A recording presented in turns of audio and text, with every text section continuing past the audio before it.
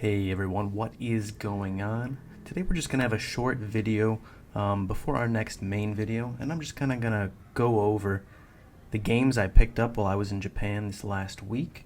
We took a trip there, and talk a little bit about the experience of buying used games in Japan. So without further ado, let's get into it. So we spent about a week in Japan, and I went to every game store I could imagine, everyone I could find. Of course, Akihabara, Nakano Broadway, any book off or hard off or anything I could find anywhere near me is what we went to. So the first place we went to was Akihabara, at least the first game-specific place I was going to look for games, right? And whether you've been to Japan or not, you're probably pretty aware of Akihabara and that it is a tourist destination. So I'll take out here, this is the first game we got on the trip, a copy of Ridge Racer 4. This is the Japanese version of it, for PS1 of course. Now this isn't a rare or valuable game. You can see here the price is 630 yen. That's like, depending on the day of the exchange rate, that's like $3 to $5, somewhere around there. And you can see how they grade things here. I believe the first one is the disc. I could be wrong. I'm almost certain the second one is the manual. So you see it's a C rating, so it's not great quality. And then I don't remember what the last one is. There's a note here. Can't read it. Though compared to something like this used in the US, this looks pretty nice.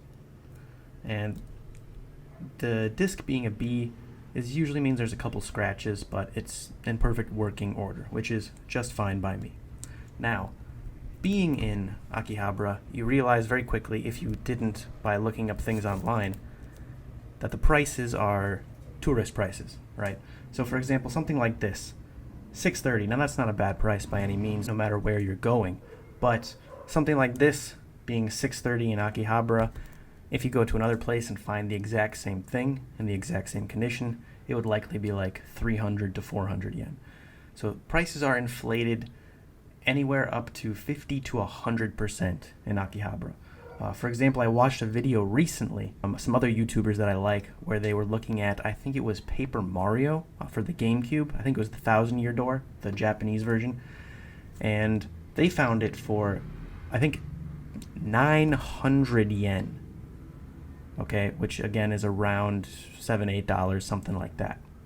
I saw the exact same thing there in some of the exact same stores they went to, but in Akihabara, and it was between 3,000 to 4,000 yen, right?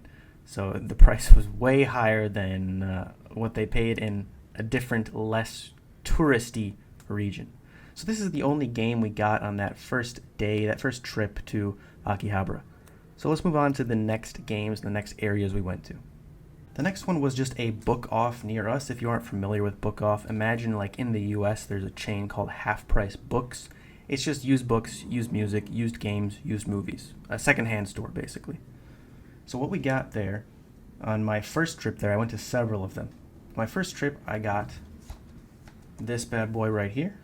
Now this is a copy of Dragon Quest XI S, so it's the definitive edition, right? You can see Dragon Quest XI S on the side there. Sorry for the motorcycle in the background. But we got this, and we also got the Japanese version of Dragon Quest X, the offline version. Now I didn't know too much about this beforehand because it is a Japanese exclusive, but it is, to my knowledge, Dragon Quest X was like an MMO or something, and this is just an offline playable version of it for PS4 or PS5 or Switch. And it is exclusive to Japan. I don't know if it will remain that way, but I think this came out several years ago, so I don't think there's any plans to make an English version of it. So it's a pretty decent, pretty interesting get for me. That was on our first trip there. Got these two Dragon Quest games. Both of these together ran me about, I think, $77 for both of them. Our next trip, we were in Nakano Broadway, if you're familiar with that. It's another big kind of like anime, used games, used toys, used books kind of area. It is touristy, but I think quite a bit less touristy than Akihabara, and the prices there reflected that. So the first one we went to was just a book off there. I got the Japanese version of Signalis. I was waiting to get the US version. Whoopsie. But it's kind of stayed around $40. And I don't really want to pay that much for this since I already own it digitally. And it's a pretty short game. But I got this used copy for, I think it was around $21, which is not too bad. And then this, which I'm really excited about. I don't actually know its value, but I got a Bloodborne kind of boxed set here, the old Hunter's Edition. Now I do have just the disc, the Japanese version of this, but I didn't know there was like a weird collector's box here, right? All it has in it is the game, a mini soundtrack, and a little like guidebook thing. We can take that out and look at it real quick here. But I'd never seen anything like this, so I was, as a fan of FromSoft and Bloodborne especially, I was really into it. Yeah, this seems like it's some kind of like beginner's guidebook, but it's all in Japanese, so not terribly useful for us, but nonetheless pretty cool.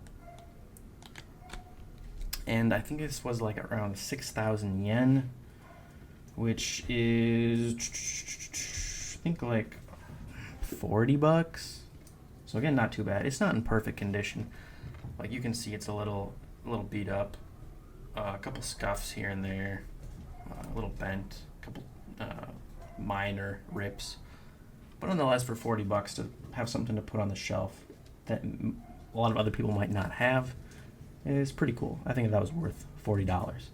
And another place we went in Nakano Broadway, forgive me, I don't know the name of the store, but it was just another kind of used game store. It wasn't part of the kind of, if you're familiar with Mandrake, there's like a Mandrake super complex in Nakano. Like there's several different Mandrake stores there on different floors. The one, maybe one specifying in books, one specifying in old Japanese toys, one specifying in games, Blu-rays, whatever. And that is where I had the best luck, at least in terms of things I was interested in at a somewhat decent price. Now, the first one we got here, again, apologize for the dogs and whatnot in the background, is Fate Extra CCC here for the PSP. I'm not sure if this is a sealed copy, but nonetheless, I'm a pretty big fan of Fate. I don't know if I've ever played this because I believe it's in Japanese. I think there's an English translation of it somewhere out there online if I was looking for it. But for 780 yen, again, like $7 or so, maybe a little bit less actually, like $6. Not bad for a pretty mint copy with those stickers in there. Just for something nice to throw on the shelf for pretty cheap without breaking the bank. And then the last two, which are my absolute favorite two, that is going to be these two bad boys for the Game Boy Advance. The first one being, get it in frame there, Lord of the Rings, The Third Age. Now you might be saying, why do you care so much about this? These aren't particularly valuable games, and they're not even, it's not even a good game, really. That's decent. But the Game Boy version of it's less decent, I would say. But I didn't know this before I got there, but the Japanese version of this game is actually worth quite a bit more than the US version, which is usually reverse, because most collectors are in the US or speak English and want English copies of things, right? But this is pretty decent condition. Again, we can see the ratings on there. The ratings, not stellar or anything, but compared to something you would find in the US, like a Game Boy Advance game with the cardboard box still, this is looking pretty nice. Now, it's a little hard to see through the plastic, but we can obviously see some shelf wear and some little scuffs here and there. But nonetheless, for being 20 plus years old, this box looks pretty nice. I only paid 3,000 yen for this. So again, around $22 to $23 for that one. And then I also did get the Return of the King Game Boy Advance game. Again, the Japanese version. I was really looking out after I found these two for the Two Towers. I could not find one, unfortunately. But yeah, these games go for, in good condition, go for like well over $100 on eBay. Sometimes between $100 to $150, including the Two Towers ones. And I'm a huge Lord of the Rings fan, so I'm not looking to flip these or anything. But I like the weird kind of longer Game Boy Advance boxes from Japan.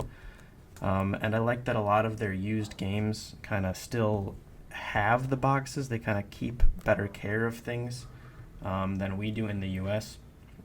Not everyone, of course, but generally you're able to find older stuff with perishable components a bit easier in Japan.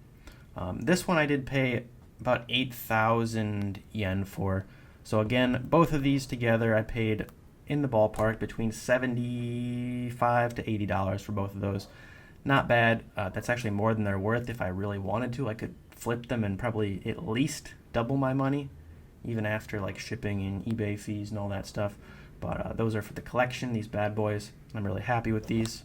The only other thing of kind of gaming note that I got is actually right here. Sephiroth, the man himself, he's actually sold out where I live. I don't know if, I think he's pretty widely available still, but I paid 20 bucks for him, sealed. I think it kind of goes for 30 to close to 40 now, depending on what region you're in, where you're at. And I just like Sephiroth's design. I'm still actually playing through Final Fantasy VII Remake, so I kind of get the background of this before the second part comes out. But I do like Sephiroth. I think he's pretty neat. And that's really all I got to show you guys. I hope that was interesting. I hope you liked some of those games, or if you do have any questions about what it's like buying used games, where to look, things of that nature, feel free to ask in the comments. The next video is actually going to be a review of this bad boy right here, the Red Magic 9 Pro. I actually have it sitting on my lap right here. You can take a gander at it real quick. I got the, I think it's called the Snow White kind of transparent color. 512 gigabytes, 16 gigs of RAM.